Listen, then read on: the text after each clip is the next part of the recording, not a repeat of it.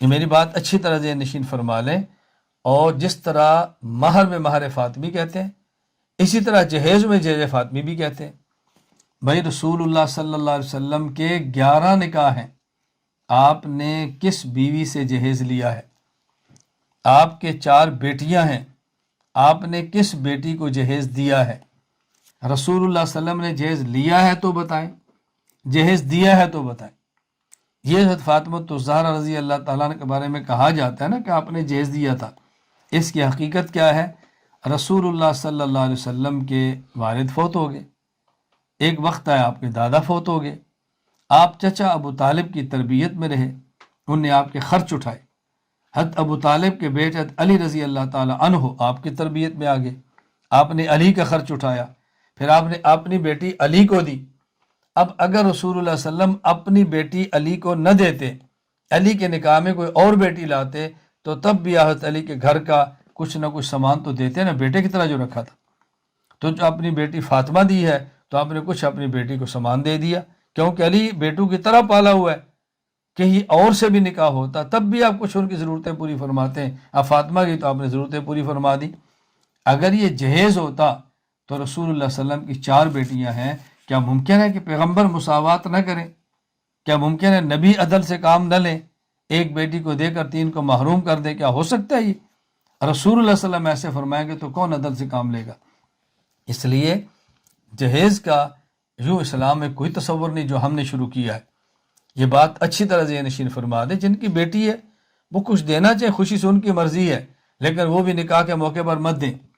میں نے اپنی 2 بیٹیوں کا نکاح کیا ہے، حافظہ بنایا ہے، عالمہ بنایا ہے، وقت پہ ان کی رخصتی کی ہے، کسی ایک بیٹی کو جہیز نہیں دیا، اور میں نے دونوں بیٹیوں سے کہا کہ دیکھو بیٹی، جب تک میں زندہ ہوں، آپ زندہ ہیں، آپ میری بیٹیاں ہیں، آپ کو جب بھی چھوٹی سے چھوٹی، بڑی سے بڑی چیز کی ضرورت ہو، میں باپ آپ کے ساتھ کھڑا ہوں۔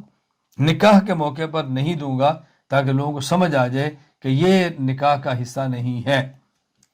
اس لیے والدین کو ان چیزوں کا خیال کرنا چاہیے، اور میں اس موقع پر بطور خاص ان کو کہوں گا کہ جن کا بیٹا ہے، جو لڑکا ہے، وہ زیادہ اس بات کا خیال کرے۔